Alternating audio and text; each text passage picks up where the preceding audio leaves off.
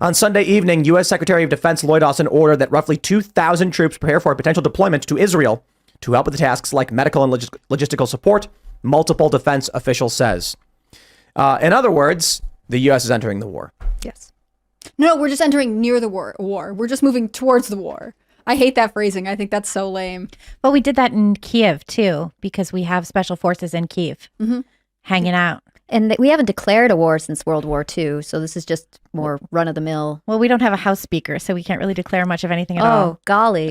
What Maybe timing. that's good then, though. Maybe that's good. That's the silver lining to that situation. Well, the only issue, though, is that, of course, Biden can do pretty much whatever he wants, which is what we're seeing play out right now. Kind of makes But you it's wonder. not really Biden. I mean, Biden's staffers can do whatever they want. It kind of makes you wonder about the timing because they kept not working on Sunday or not working Saturday, not working Sunday, not working Monday. And it's like they were putting off this vote. And now all of a sudden there are Marines headed to Israel without Congress even in session. Like, I mean. That's amazing. Yeah. That is pretty upsetting, actually. So here's what happens.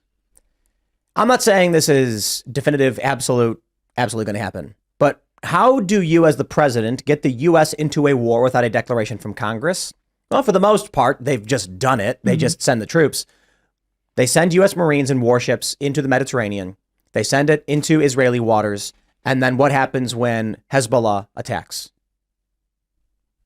Now you don't need a declaration. Now it's, we're being fired upon. We have to react. Our ships that we put there strategically are now under attack. That's right. It's crazy how that happens. What's wild is remember when they said Trump was going to start World War III and how Biden came in and said now the adults are in charge. Oh. And then he proceeded to destroy everything. But like, piece how by long piece. until they're like, well, actually, this is all Trump's fault in the first place anyways. If Trump had never Did been they already say president.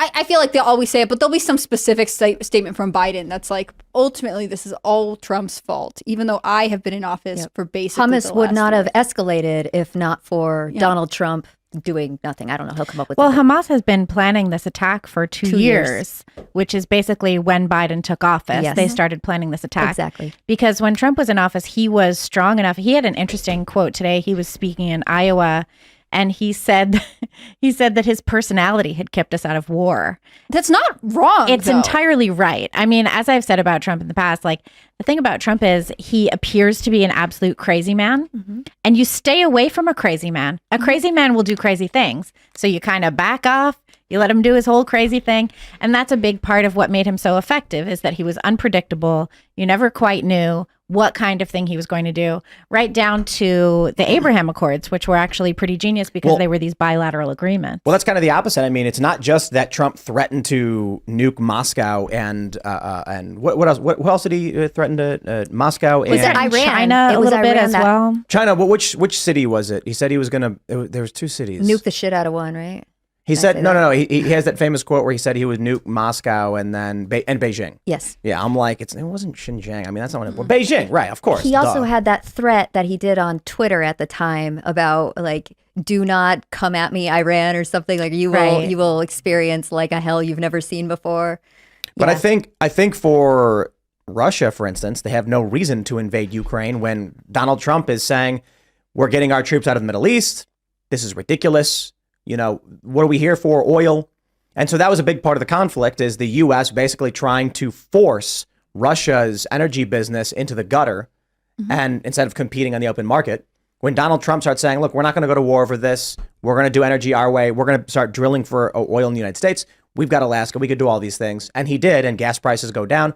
Now, gas prices went down dramatically. People failed to mention this because of COVID. Because demand was in the gutter and they had to give oil away. It was crazy. But it still was relatively cheap even before this. And so Russia's incentive for war is minimal. Then you get the Abraham Accords. Why? Because there's an economic incentive now from the West. I mean, this is brilliant stuff.